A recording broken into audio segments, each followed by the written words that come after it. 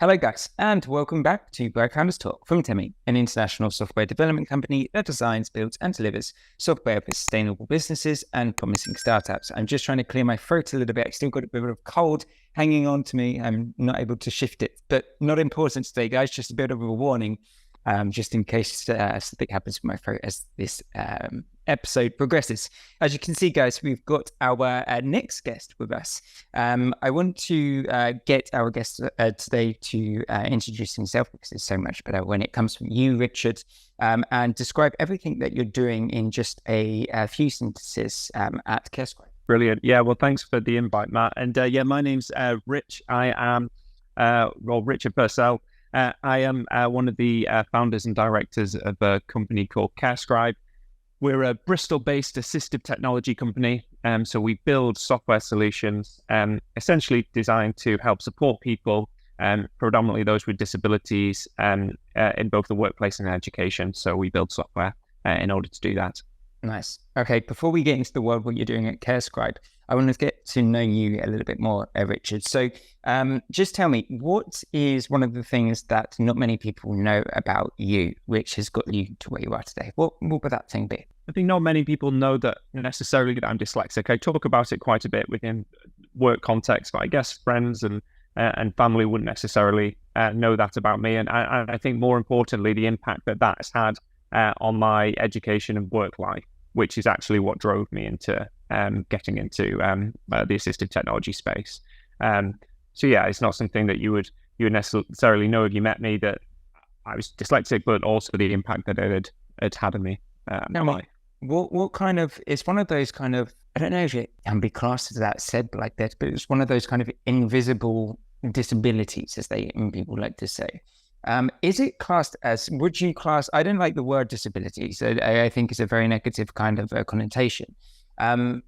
Is it something which is still quite not spoken about? If someone has dyslexia, they don't want to speak about it. They're quite embarrassed of it. They feel that they will get treated differently. What has been your experience with that over time? Yeah, so I think my experience has been that, yeah, I think it does sort of form one of those kind of invisible disabilities. But yeah, kind of the phrase which kind of encompasses dyslexia along with a number of other disabilities would be kind of neurodiversity, and it kind of falls into that bracket, which is basically the concept that, you know, everybody's brains are different, and to sort of embrace that and understand the differences between them, and then put people in positions where those differences are embraced, and they're able to flourish based on who they are and the way their thought patterns and processes work. And I think there's been a big movement in this kind of neurodiversity space from one where you would particularly think of dyslexia as one condition within the neurodiverse spectrum. You would think of it as having lots of negative connotations. People classically, you know, who can't spell or struggle to read and write, to saying, well, yeah, they may be sort of symptoms of that condition that are pretty prevalent, but there's actually a huge number of benefits to being dyslexic if harnessed correctly, and can be a huge attribute to both the individual and the organizations in which they work or study in.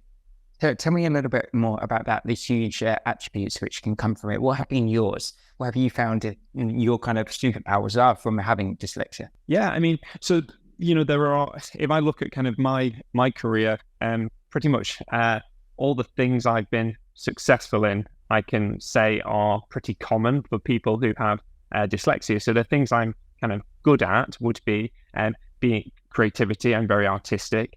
I'm very good at lateral thought processes. So taking a problem and thinking laterally around it to find solutions. I'm quite a good communicator. So I've had a reasonably long career in medicine as a doctor, and you know, that served me very well. And then moving into sort of entrepreneurship, a large part of both being a founder is communicating your vision and to people and getting them bought into that vision. These are all things that, you know, positive attributes to dyslexia. You know, people who aren't dyslexic can have, you know, those as well, but of course they can. But you know, they're known to be positive attributes to dyslexia in that sort of thought pattern and process. I guess it's one of those things, isn't it, where from what I know about dyslexia, it's very much you can work with it, you can't work on it. So you end up working on all the skills that you're good at, which then give you this kind of niche in life, instead of trying, that so many people say that you need to work on all the bad skills 10 times harder than you work on your good skills, because your good skills you have doesn't really coincide with this, with dyslexia, because it's one of these things that you always have, and you just got to find ways around working with it. What have been the differences throughout your career with how the forms of help for dyslexia have developed? And also very interesting, just from obviously talking about your past, in medicine that requires a lot of reading. As I understand from dyslexia as well, there's quite a lot of different forms of dyslexia. People can be dyslexic to numbers, to reading, to kind of how information is processed.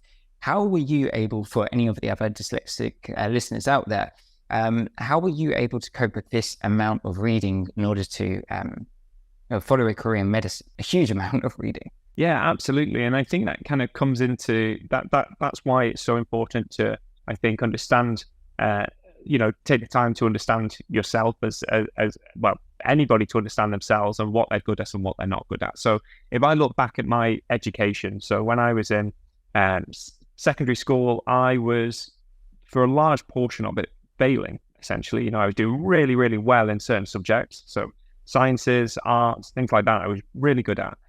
And I was terrible at anything that involved basically large amounts of reading and writing. So, history, English, all those things, languages, I was really bad at. And when it got closer and closer to my GCSEs, the prospects that were available to me because of that were not great.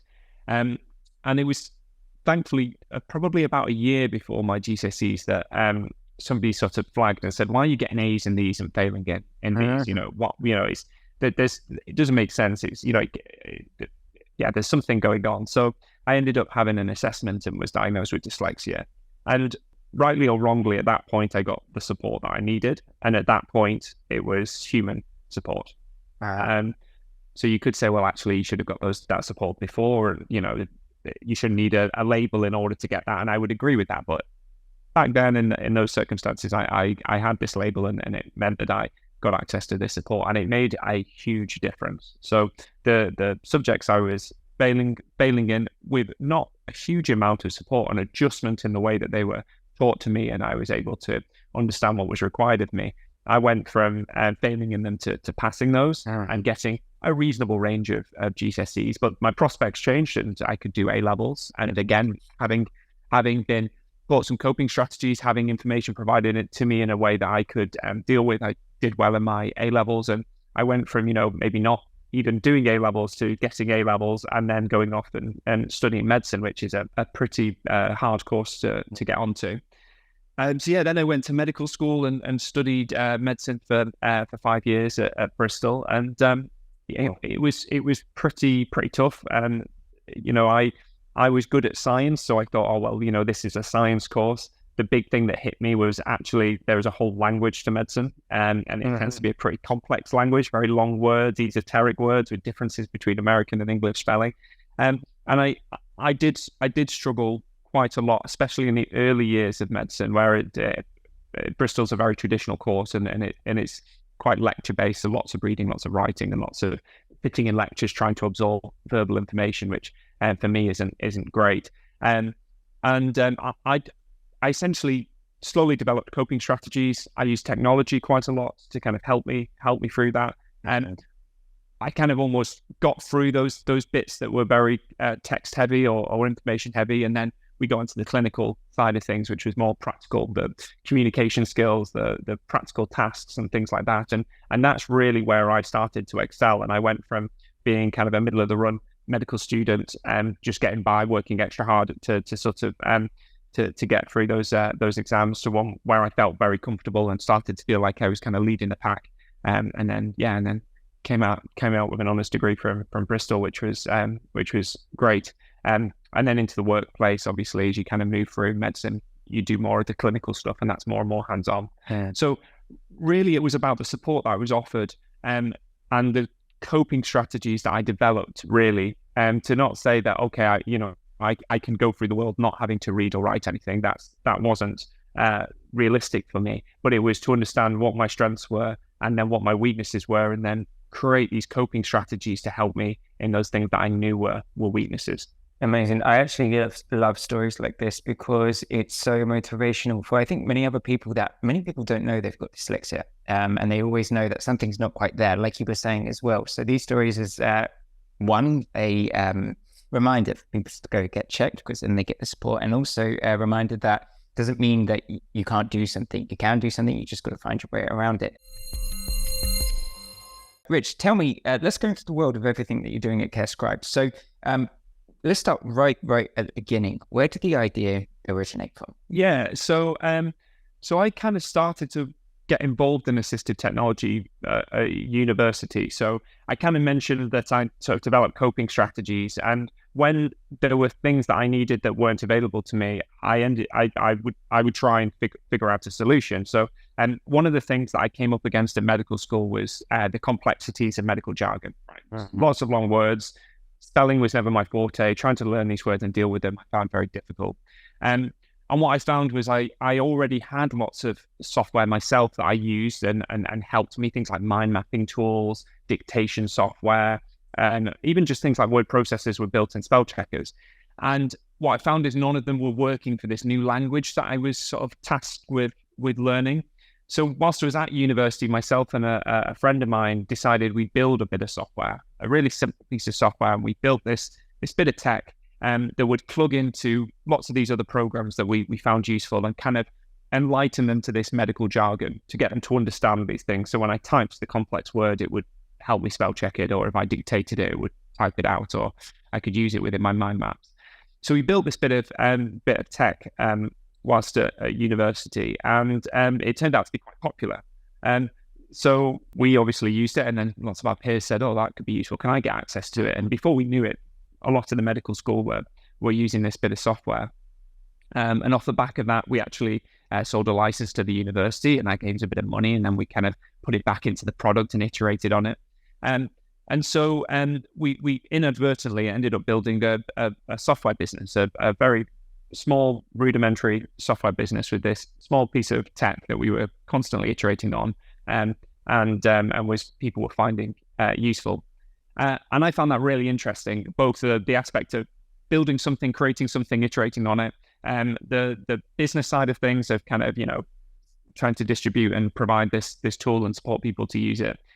But also the world of assistive technology, because it was that in itself was assistive technology. I'd got my eyes open to the world of assistive technology and started to get quite involved in forums and groups and things where I could talk and influence what software was being developed. I then went off and practiced medicine for a long time, and this piece of software that I developed kind of grew, and more and more people used it. After about what must have been 6 or 7 years of working in the NHS, somebody kind of came over and sort of said, "Well, we've got this problem which lots of our students at university, lots of our students have, surrounding captioning and note taking, and we can't find. We're currently spending a huge amount of money trying to solve it using human stenographers and note takers, and it's not really working for the students that well. It's not really working for the university that well. Is there anything that you can suggest that might help?" And they came to me because I was involved in that kind of community, and I had a look at the problem, and it seemed like a really interesting one, and a problem that I had experienced myself when I was at university, but it wasn't something that I'd had the capacity to solve back then. And so I said, well, maybe we can do something here. And off the back of that, we built our first product through CareScribe, which is my the business I spend most of my time running now. And that was a product called Captioned, which was developed to help people to both comprehend and retain information that's provided to them, both in education, which was our kind of a initial space that we were innovating in, but also it's been hugely popular in the workplace as well. So it's kind of used there also. Tell me a little bit more about this beginning process. You were saying there that you and a friend were building that first kind of bit of software. How did you and this friend, I'm guessing this friend had technological background, or did you outsource somewhere? How did you build that first bit of technology? Yeah, so that was...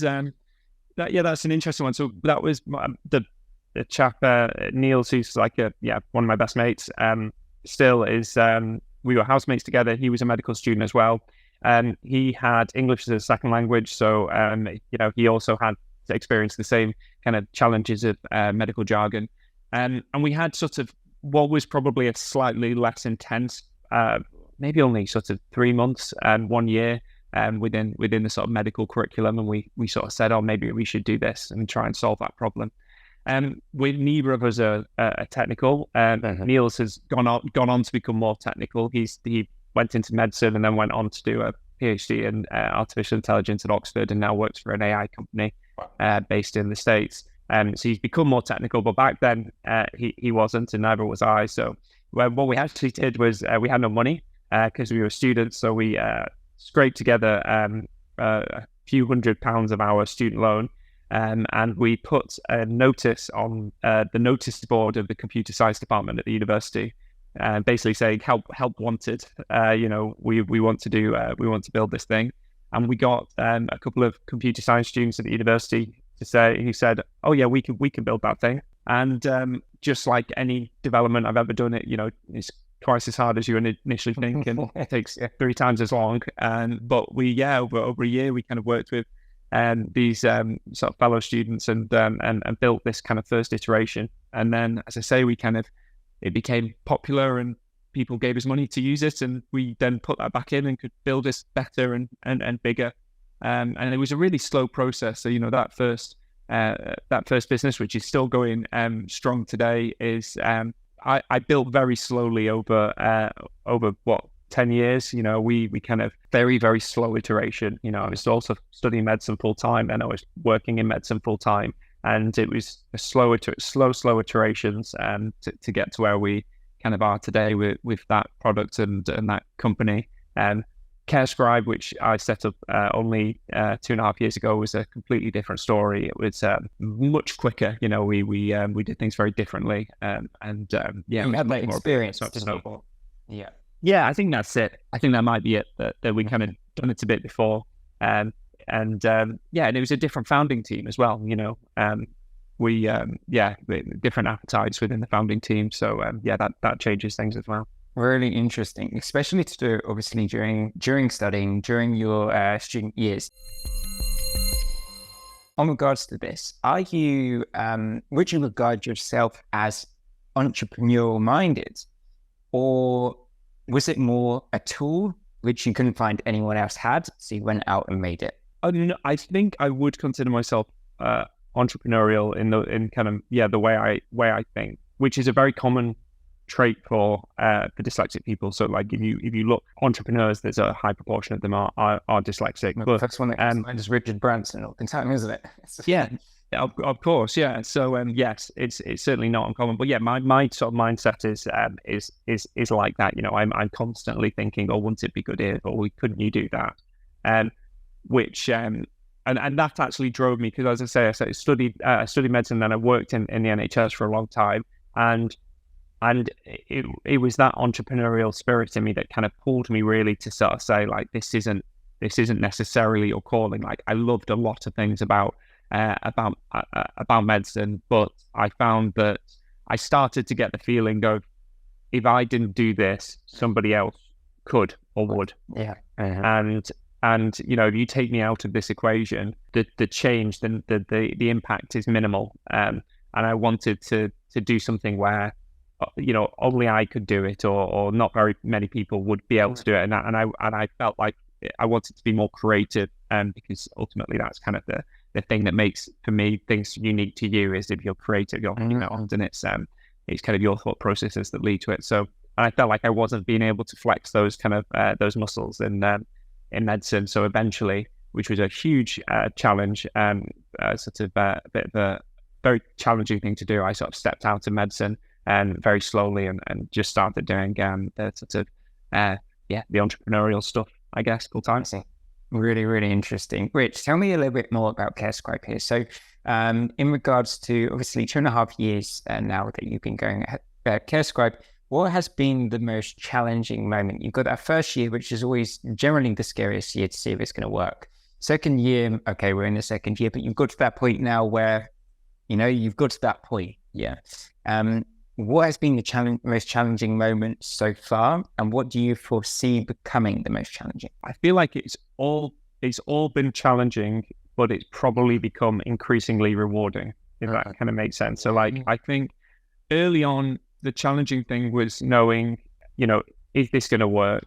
And just wearing so many hats. You have to be the salesperson, you have to be the product person, you have to be the customer support customer, and that is exhausting and really, really stressful. As we've scaled, there's all the challenges of scaling. So we did the kind of classic thing, which was initially we outsourced a lot of processes, and then we started to bring them in-house, and you have the challenges of outsourcing processes, and then you have the challenge of kind of bringing them in-house. You have to learn to be a leader more than an operator, which is something I'm still trying to learn to do. But it's a real challenge when you started the business and you've done everything. It's very hard to say, actually, I'm not going to do that, and sort of rely on other people. And then it's your baby at the end of the day, isn't it? It becomes the business becomes your baby, and to give away, you've got to have a lot of trust in the people that you're giving it away to. Absolutely, and that I think is the biggest thing. Realizing that actually my job now more and more is basically getting out of the way, and letting the people that we have I'm sure everyone says this, we have an amazing team of people. The talent that are in the business is the thing I'm most proud of. And I need to get out of their way to let them do the things they need to do, because they can do it better than I can. Yep. And I need to understand that and allow them to do it. Doesn't mean I always do, but that is what I'm striving towards, is to do that, and to let them sort of, take the lead. And I think that's the current probably biggest challenge, but it's kind of one I'm definitely getting better at. I mean, in regards to this year, obviously now we're in August. Are you happy with this year's progress so far? 7-8 months into this year, are you happy? What more can you do to be even happier before the end of the year? Yeah, I'm really happy. I think we have.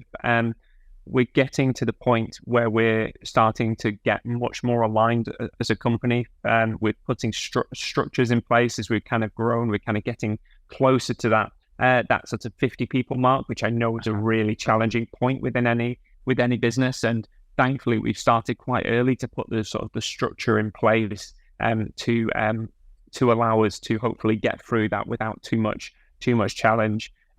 So I'm really happy that basically the things that we've been doing, and we probably were doing a bit earlier than necessary, are going to start to pay dividends. And because I can see that people are really aligned with our kind of company vision and mission, and the work that people are doing is all starting to strive towards that. Because you get to this point where you can risk everybody working in silos on things that are priorities to them and not to the overall vision and mission of the business. But yeah, it seems to be coming together nicely. Give me the best bit of advice you've got here. So we've got a lot of listeners, people starting their career in startups, people thinking about becoming founders and co-founders of startup. What would be the best bit of advice? For example, if you were to do it all over again, what would you want to tell yourself to do? I think believe in your abilities, I think is a key one, because everything seems very challenging. Everything seems very complicated, and this is a thing which I found actually again and again. So because I come from within medicine, it's quite insular. Because you do 5 years of university and you work all together, you tend to have lots of friends who are medics, and your family who are medics, and all those sorts of things. And the thing that people often sort of say is, yeah, but how do you know how to do that? And I think that's the key thing, is like, you don't know how to do it, but you can learn it. Mm-hmm. Someone does. Someone's created it. And I actually think that, as I always sort of say because it's usually medics asking me, I sort of say, within your career, you're trying to understand things that people don't understand. We don't know how the human body works, how it cells, but we have an understanding of some of it, but not all of it. Uh-huh. Whereas a lot of the processes you need to understand in business, they are understandable down to the very foundational point. They were created by people. So it is, you can figure it out, you can understand it. And yeah, I think it's just kind of believe in your abilities, and all the things you don't know, you can figure out. You just have to apply yourself to it. And then the other big one, I think, is try. It's funny to say back yourself, but then also leave your ego at the door. Don't believe that the thing you thought was true at the start is going to hold true, and be willing to accept the information as it comes in. If somebody, if a year in, 2 years in, somebody says, that product is not going to, that product isn't going to work anymore. Well, that's hard, though, isn't it? That is hard. It is. But get the data and don't, and just try and leave your ego out of it and focus on data as early as you can. Initially, it's all hunch based. It's all going to be gut feeling, and your gut feeling is really important. But as soon as you can, start listening to the data. Amazing. Okay.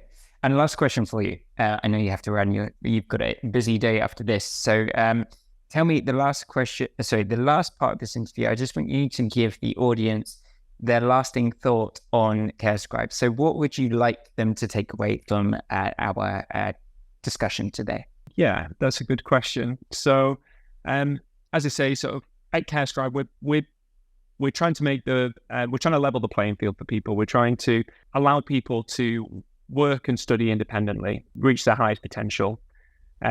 So we do that via technology. There's lots of other, as I mentioned, I had lots of human support, but ultimately look at your organization, whether that is your company, your employer, the employees that you employ, or even, you're studying your educational institution, and say, are you nurturing those individuals to get the most out of themselves? Are you understanding that every single person is different, and everybody has strengths and weaknesses? And are you putting systems in place to allow them to perform at their highest ability? And if not, look at what support you can put in place. By all means, we can talk about our products, but there's so much out there. And if not, why not? Because that's just wasted talent. So make the most of it. Richard, amazing. I've absolutely loved this interview, this episode of the podcast today. I think it's incredible. I think it's exactly why we do these podcasts, because it helps so many people and brings things to light which need to be. I wish you and CareScribe all the best in the future, and hopefully in the near future we will speak again and see your success developing even more so. Oh, Matt, thanks so much. It's a real privilege to join you. So thanks for having me on.